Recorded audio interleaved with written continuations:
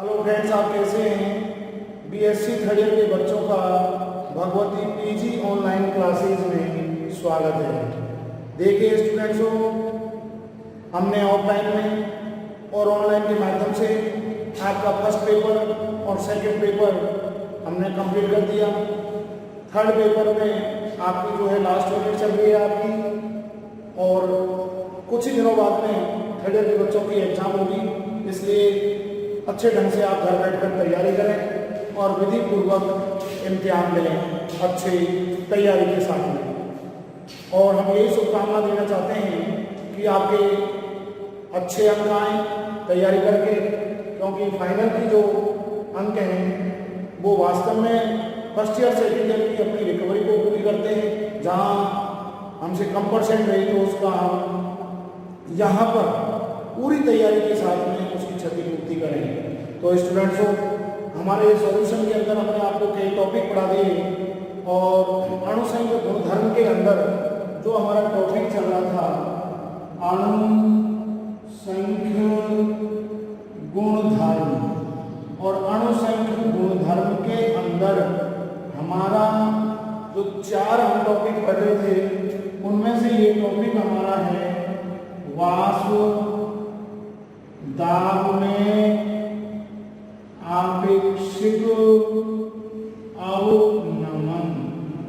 वाष्प दाब में आपेक्षिक अवनमन, और वाष्प दाब में आपेक्षिक अवनमन जो हमने आपको डेफिनेशन बताई थी, जब किसी भी विलायक में कोई अवाष्प से विलय मिला दें तो ऐसा विलयन बन जाता है कि उसका जो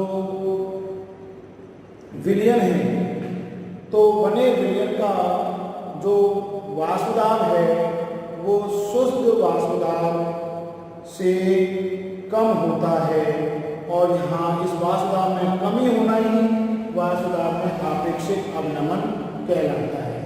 और इस प्रकार से हमने यहाँ पर 2 घटक लिए थे, ए और बी, विलय और विलायक, जिसमें हमने आपको बताया था विलय का भार, विलय का अणुभार, विलय का शुद्ध वाष्प दाब, विलय की वो मूल भिन्न, आपका आंशिक वाष्प दाब। इस प्रकार से हमने आपको पूर्व के वीडियो में इन चीज़ों को पढ़ाया था।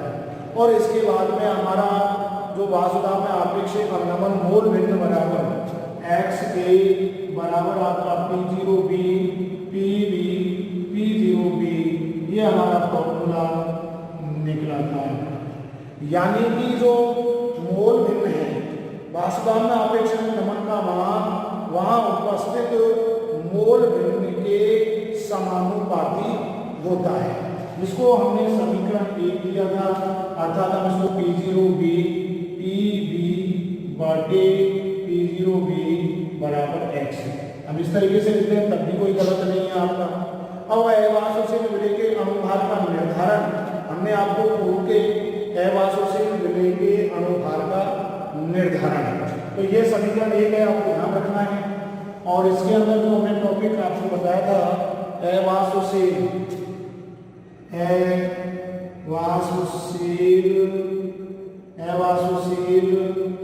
विलय के अणुभार का निर्धारण। तो देखिए अवाष्पशील विलय के अणुभार का जो निर्धारण कर रहे हैं हम, वो हमारा एक्स ए बराबर विलय के मोल बटे विलयन के मोल।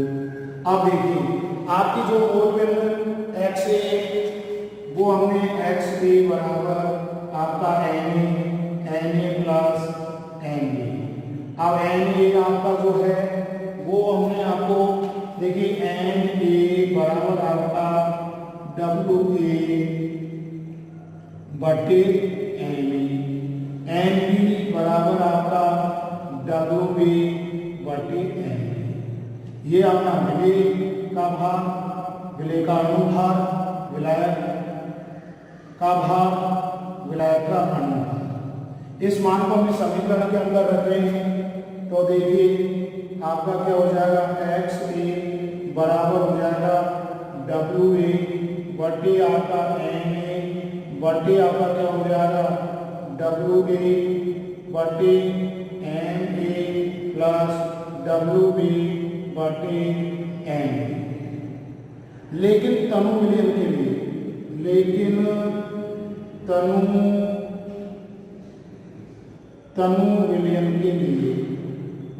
तनु विलयन के लिए देखिए आपका क्या हो जाएगा, तनु विलयन के लिए डब्ल्यू ए बटे M A is less than W B बटे एम, यानी डब्ल्यू बी एम बी की तुलना में डब्ल्यू ए बटे एम ए एक बहुत ही नगण्य मान है, बहुत ही आपका एक नगण्य मान है, अर्थात ये मान आपका क्या हो गया, 0 हो गया। तो देखिए अब इसमें रख दीजिए आप, ये आपका 0 हो गया, तो एक्स ए बराबर आपका हो गया डब्ल्यू ए बटे एम ए बटे आपका क्या हो गया डब्ल्यू बी बटे एम बी। ये आपका यहाँ चले गया, तो देखिए क्या हो गया, ये हो गया हमारा एक्स ए बराबर डब्ल्यू ए बटे M A into M B बटे डब्ल्यू बी, समीकरण नंबर 2। तो ये आ गया एक्स ए बराबर आपका, ये आपका फॉर्मूला आ गया। अब देखिए समीकरण 2 से, समीकरण आपका 2 से, ये देखिए समीकरण आपका 2 से, ये समीकरण 2 से एक्स ए का मान समीकरण 1 में रखने पर, तो रखिए आप, जो हमने पूर्ण आपको बताया था वो ये रहा, देखिए P0B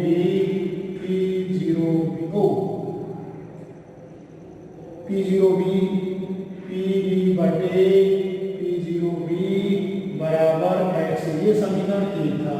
तो x का हम मान रख रहे हैं, तो देखिए ये हो गया आपका P0B PB बटे P0B बराबर WA इंटू MB बटे MA इंटू WB। क्लियर? अब हमको मॉलिक्यूलर अणुभार का निर्धारण करना है, और अणुभार को हम निकालेंगे तो आपका फॉर्मूला निकल के क्या आ गया, Na बराबर WA इंटू MB बटे P0B PB P0B और इंटू WB।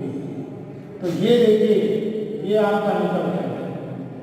तो इस प्रकार से देखिए स्टूडेंट्स, हमने फिर से उन्हें आपको ये डेरिवेशन जो है वास्तव में आपेक्षिक अवनमन, वो आपको पुनः दोबारा से हमने आपको बता दी है। तो इस प्रकार से बहुत ही इम्पोर्टेंट है आपका, वेरी वेरी इम्पोर्टेंट। अब देखिए यहाँ पर जो आपका Na वो विलेय का अणुभार है, क्या है, विलेय का अणुभार है। ये आपका जो है वो है विलेय का भार है, ये विलायक का भार है आपका। P0B है जो शुद्ध विलायक का वाष्पदाब है, ये आपका विलायक का वाष्पदाब है। ये हमारा P0 जो भी है वो शुद्ध विलायक का वाष्पदाब है। तो इस प्रकार से, और Mg आपका जो है वो है विलायक का अणुभार, और ये है विलायक का भार। तो इस प्रकार से देखिए स्टूडेंट्सों, ये Na हम जो यहाँ पर जो हम पढ़ रहे हैं वो देखिए आपका यहाँ Na बराबर आता है विलेय का अणुभार, मॉलिक्यूलर वेट है, विलेय का अणुभार है, यहाँ विलेय का अणुभार है आपका। इसके बाद में देखिए आप, ये है WA बराबर जो है आपका वो है विलेय का भाग mv जो है आपका वो है आपका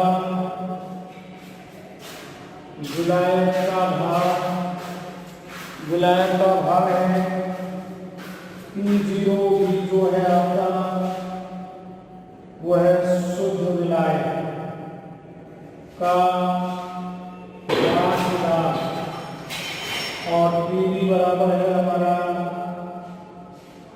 विलायक का वाष्पदाब और Wp जो है हमारा वो है विलायक का अनुभाग। ये हमारा विलायक है और ये हमारा विलायक का भाग। तो इस प्रकार से देखिए स्टूडेंट्सों, हम अनुभाग का निर्धारण कर सकते हैं और ये सवाल तो यूनिवर्सिटी के अंदर पूछा गया है। तो इस प्रकार से ये हमारा एक वैल्यूएशन है, इसे हमने आपको व्युत्पन्न करके बता दिया कि वाष्पदाब का अपेक्षित अवनमन को इस प्रकार से ज्ञात कर सकते हैं। अब इसके बाद में देखिए आप हमारा इसी में प्रायोगिक निर्धारण करेंगे। प्रायोगिक निर्धारण की हम बात कर रहे हैं। प्रायोगिक जो कार्य है वो देखिए, इस वाष्पदाब में आप नमन ज्ञात करने की विधि के बारे में हम पढ़ेंगे और वो विधि देखिए आपके वाष्पदाब में अवनमन ज्ञात करने की विधि। वाष्पदाब में अवनमन ज्ञात करने की विधि। वाष्पदाब में अवनमन ज्ञात करने की विधि ओस्टवार्ड व बाकर विधि। ओस्टवार्ड व बाकर वैज्ञानिक बाकर विधि या गतिक विधि। अब देखिए ओस्टवार्ड व बाकर विधि या गतिक विधि यह वाष्पदाब के आपेक्षिक अवनमन की प्रायोगिक विधि है। यह वाष्पदाब के आपेक्षिक अवनमन, यह वाष्पदाब के आपेक्षिक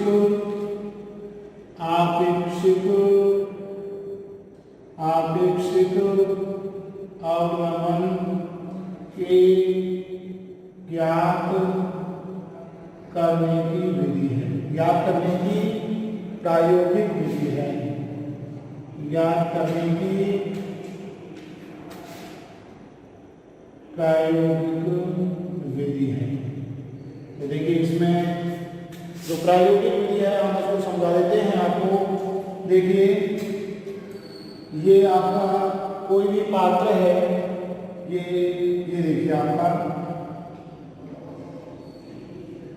शुष्क कैल्शियम क्लोराइड की हम बात करेंगे। ये आपका पात्र है जिसका ताप बिल्कुल स्थायी रहता है। ये लीजिए,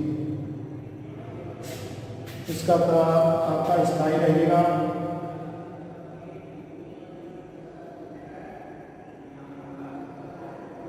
ताप यहाँ पर स्थायी रहता है और शुष्क कैल्शियम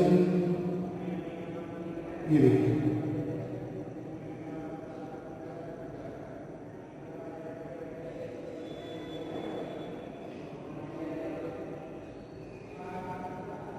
इसी प्रकार से देखिए दूसरा भाग जो है ये भी आपका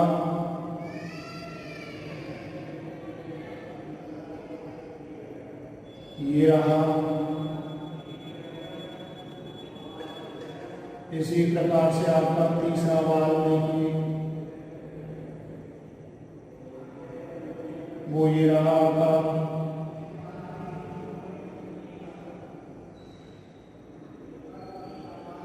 ये रहा तीसरा वाल्व।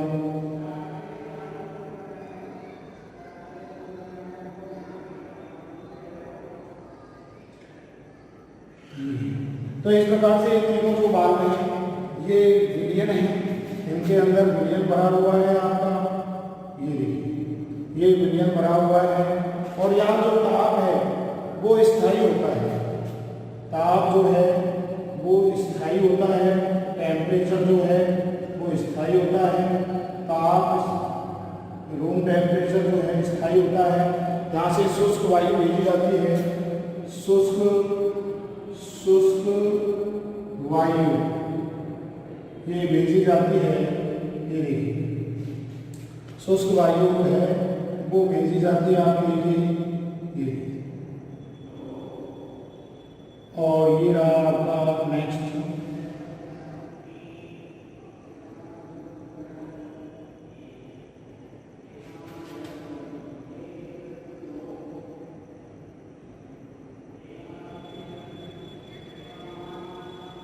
अगला देखिए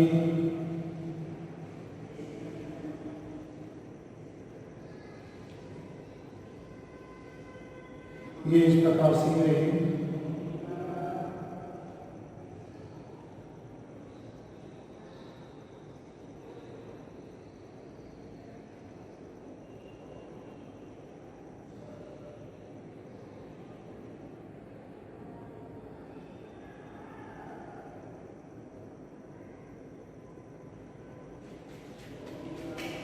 ये रहा आपका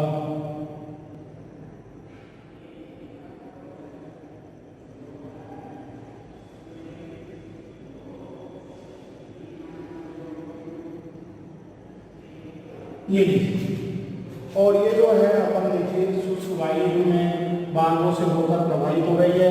और ये हो गया आपका विलायक, क्या हो गया ये आपका, ये आपके हो गए विलायक, क्या हो गया ये आपके विलायक हो गए। अगले ये शुष्क वायु को जो है हम देखिए ये आपके CaCl2 की नलियां हैं, इनका वजन को लिया जाता है।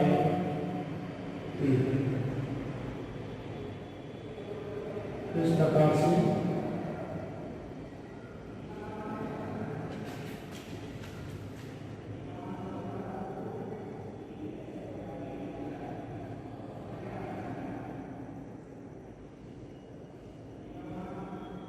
ये लीजिए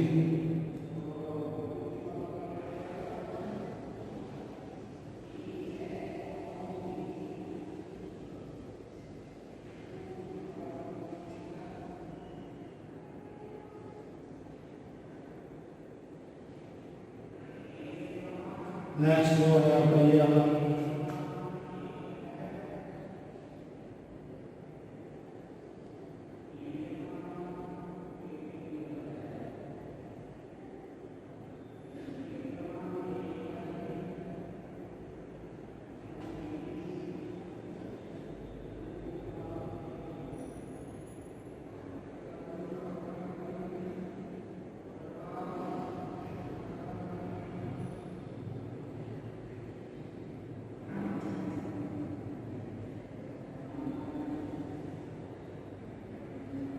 ये लीजिए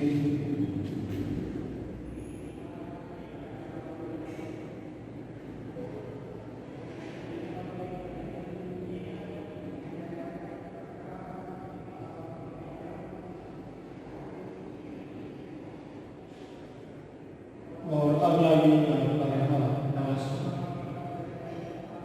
इस प्रकार से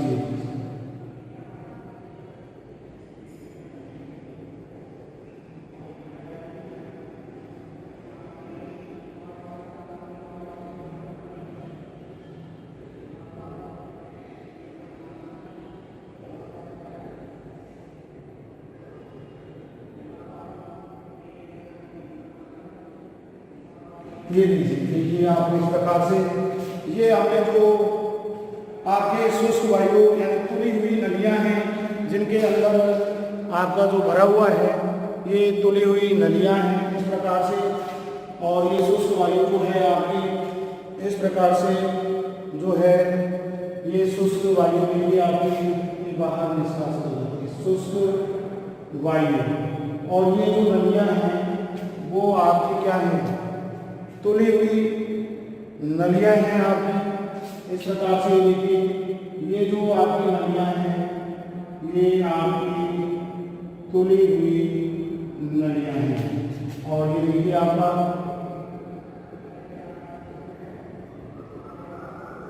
ये तीनों जो नलियाँ हैं वो देखिए आपकी CaCl2 की नलियों में वृद्धि, यानी कि CaCl2 की नलियों में वृद्धि। और ये देखिए, ये आपकी जो है, ये जो आपके है और ये है, ये तीनों जो है तुली हुई नलियाँ हैं। तो इस प्रकार से हम जो है या ओस्टवाल्ड तथा बाकर विधि जो है, ओस्टवाल्ड व बाकर विधि के द्वारा हम इस प्रकार से अवनमन ज्ञात कर सकते हैं।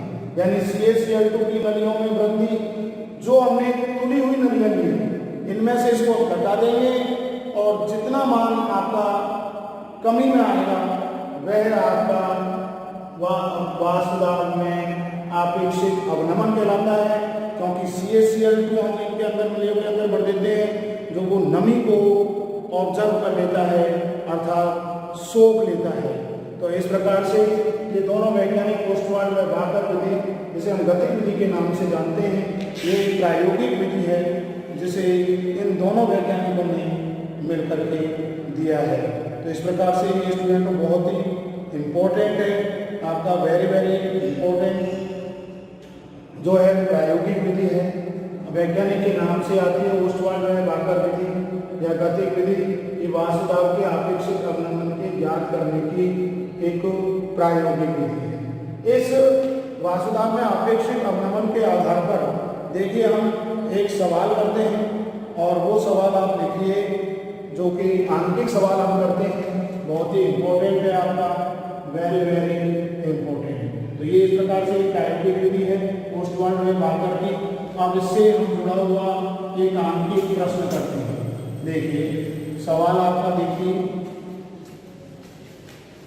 और ये सवाल जो है आपका न्यूमेरिकल जो हम जो बताने जा रहे हैं वो सवाल आपका देखिए, सवाल जो है आपका वो बहुत ही इम्पोर्टेंट है। ये सवाल आपका देखिए, दिए गए ताप पर जल का वाष्पदाब। सवाल है आपका, दिए गए ताप पर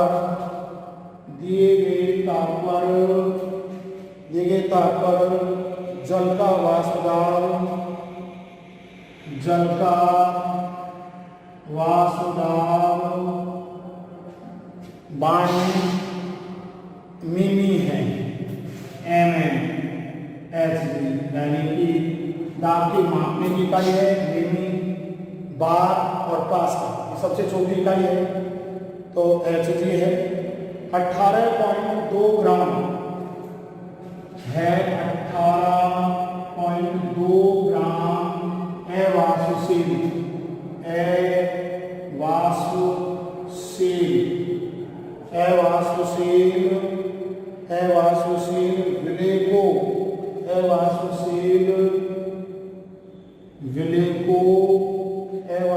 विलेको 100 ग्राम जल में घोलने पर 100 ग्राम जल में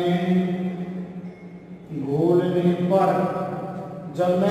पर विलयन का वाष्पदाब विलयन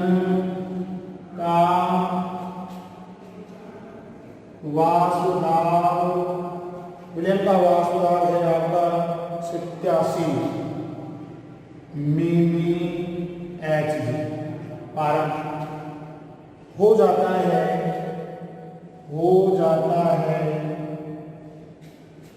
तो विलय का अनुभाग ज्ञात करें।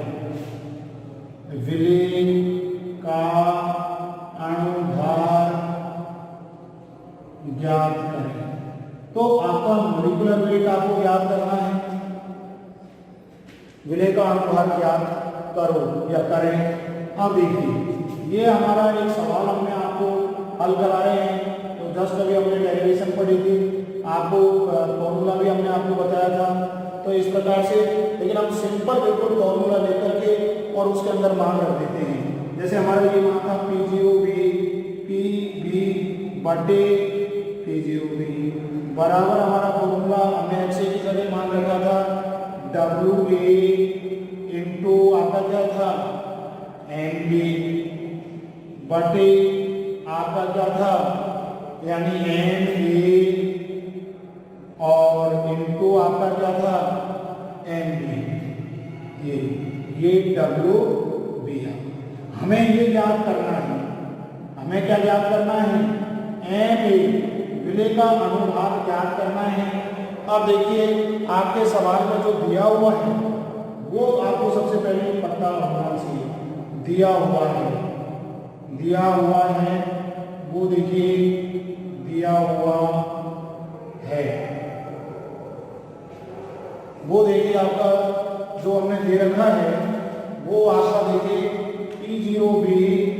P0B यानी कि शुद्ध विलायक का जो वाष्प दाब है वो दिए गए तापमान जल का वाष्प दाब वो कितना है 92 आपका mmHg है, जो कि आपका क्या है शुद्ध विलायक का वाष्प दाब, शुद्ध विलायक का वाष्प एक न्यूमेरिकल आता है आपका यहाँ से। यहाँ P0 आपका है वो शुद्ध शब्द के लिए आता है, B यहाँ विलायक के लिए आ रहा है, A आता तो विलेय का वाष्प दाब, शुद्ध विलेय का वाष्प दाब। दूसरा है हमारा PB, तो PB आपका 87 mmHg जो कि हमारा विलायक का वाष्प दाब है, यानी विलायक का वाष्प दाब, आंशिक वाष्प दाब है आपका। दोनों हो गए आपके। अगला दे रखा है आपका WA जो है हमारा बुरा अवाष्पशील विलेय का अनुभाग हम पढ़ गए 2 ग्राम है आपका। WA हो गया आपका।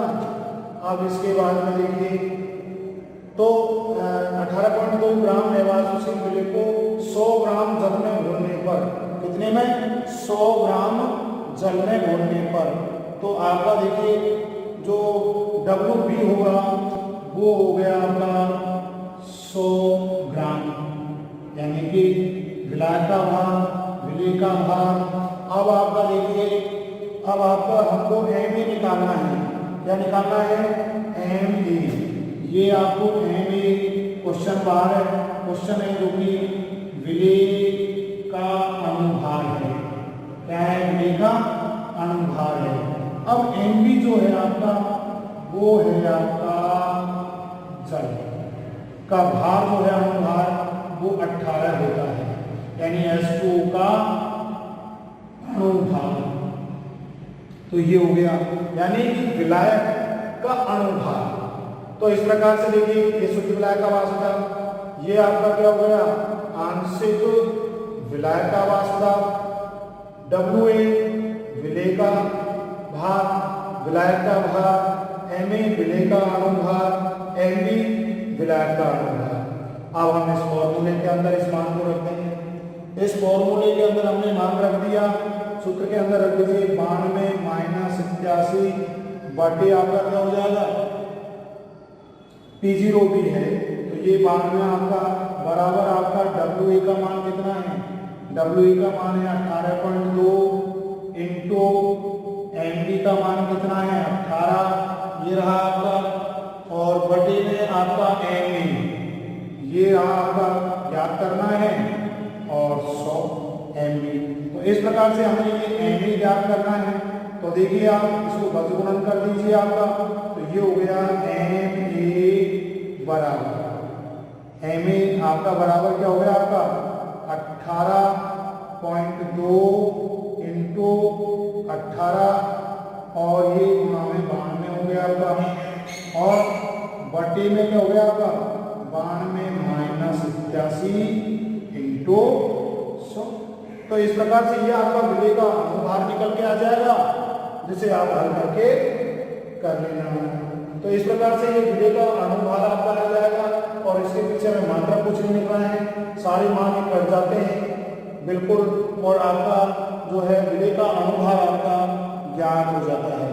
तो इसी प्रकार से देखिए स्टूडेंट्स, ये आंकिक प्रश्न जो है हर साल यूनिवर्सिटी के अंदर एक आंकिक सवाल इस यूनिट के अंदर से आता है, क्योंकि ये बड़ी यूनिट है जो कि बहुत ही इम्पोर्टेंट है, आपकी वेरी वेरी इम्पोर्टेंट यूनिट है।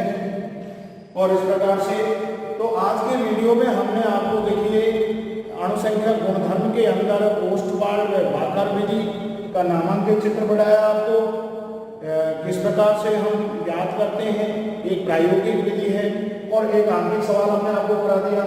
इसका फॉर्मूला जो हमने एवासु से जुड़े के अनुभार का निर्धारण हमने आपको बता दिया। अगला तो बहुत ही इम्पोर्टेंट है क्वथनांक में उन्नयन, यानी ताप के अंदर वृद्धि किस प्रकार से होती है, ये अवनमन था। तो नेक्स्ट वीडियो हम आपको अगले वीडियो के अंदर पढ़ाएंगे। धन्यवाद, आज के लिए इतना ही। बहुत